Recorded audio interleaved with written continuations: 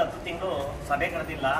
ದಲಿತರು ತಾಲೂಕಲ್ಲಿ ಸುಮಾರು ದಿನಗಳಿಂದ ಬಾಕಿ ಉಳ್ಕೊಂಡಿದ್ದಾವೆ. ಅಂಬೇಡ್ಕರ್ ಭವನ ಮಸಾಣಗಳು, INA ಕೇಸ್ಗಳು, ದರ್ಖಾಸ್ತು ಕಮಿಟಿಗೆ ಇನ್ನೊಂದು ಮತ್ತೊಂದು ಎಲ್ಲದೂ ದಲಿತರ ಫೈಲ್ ಒಂದು ಮೂವ್ ಆಯ್ತಾ ಇಲ್ಲ. ಸಾರ್ವಜನಿಕ ಉಪಾಯಕ್ಕೆ ಅಂಬೇಡ್ಕರ್ ಭವನ, SST ಮಸಾಣ, ಕೆಲವು ಭವನಗಳೆಲ್ಲ ಪೆಂಡಿಂಗ್ ಉಳ್ಕೊಂಡಿದ್ದಾವೆ. ಸುಮಾರು ದಿನದಿಂದ ಅಜೆಂಡಾದಲ್ಲಿ ಸುಮಾರು ವರ್ಷಗಳಿಂದ ಹಂಗೆ ಬಾಕಿ ಕಮಿಟಿಗೆ ಹೋಯ್ತಾ ಇಲ್ಲ. ದಲಿತರಿಗೆ ಏನು ಕೆಲಸ ಆಯ್ತಾ ಇಲ್ಲ.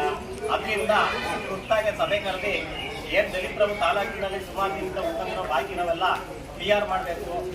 ಕ್ಲಿಯರ್ ಮಾಡಿಲ್ಲ ಅಂದ್ರೆ ನಾವು ಮುಂದಿನ ದಿನಗಳಲ್ಲಿ ಹೋರಾಟ ಮಾಡೋಕ್ಕೆ ಸದಾ ಸಿದ್ಧ ಅಂತ ಈ ಮೂಲಕ ಹೇಳ್ತಾ ಇದ್ದೀವಿ.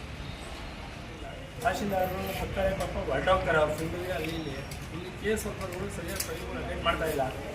8-10 ತಿಂಗಳಿಂದನೂ ಇರೋಂಥ ಏನು ಅರ್ಜಿ ಕೊಟ್ಟಿದ್ದೀವಿ ಅವೆಲ್ಲವೂ ಕೂಡ ಕೇಸ್ ವರ್ಕರ್ ಹತ್ರ, ಇಲ್ಲ RIಗಳ ಹತ್ರ, ಇಲ್ಲ DIಗಳ ಹತ್ರ ಪೆಂಡಿಂಗ್ ಹಂಗೆ ಉಳ್ಕೊಂಡಿದ್ದಾವೆ. ಯಾವ ದಲಿತರ ಸಮಸ್ಯೆಗಳು ತಾಲೂಕಲ್ಲಿ ಬಗೆಹರಿತಾ ಇಲ್ಲ. ದರ್ಖಾಸ್ತು ಕಮಿಟಿ ಸರ್ಕಾರ ನಡೆಸಿ ಅಂತ ಹೇಳಿದೆ.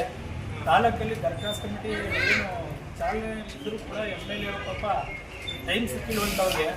ಯಾಕಂದರೆ ನಮಗೆ ಇರೋ ಮಾಹಿತಿ ಪ್ರಕಾರ ಏನು ಅಂತಾರೆ, ದಲಿತರಿಗೆ ಸಮಸ್ಯೆಗಳು ದರ್ಖಾಸ್ತು ಕಮಿಟಿಗೆ ಏನು ಉಪವಿಭಾಗಾಧಿಕಾರಿಗಳಿಂದ ಬಂದಂತಹ ಪ್ರಕರಣಗಳು ಏನಿವೆ, ರಿಮೈಂಡಿಂಗ್ ಕೇಸ್ ದಲಿತರು ಯಥೇಚ್ಛವಾಗಿ ತಾಲೂಕಲ್ಲಿ ಇದ್ದಾವೆ ಅಂತ ಗೊತ್ತಿದೆ.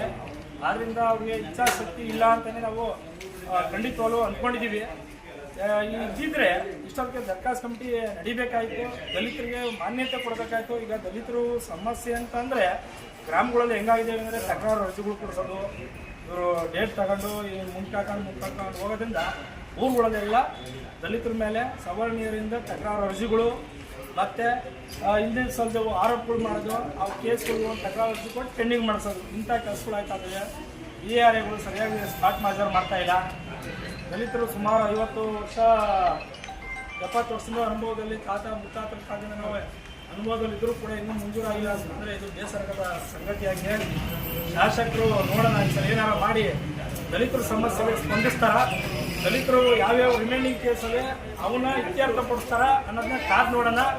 ಆದರೆ ತಹಶೀಲ್ದಾರ್ ಅವರು ಅನೇಕ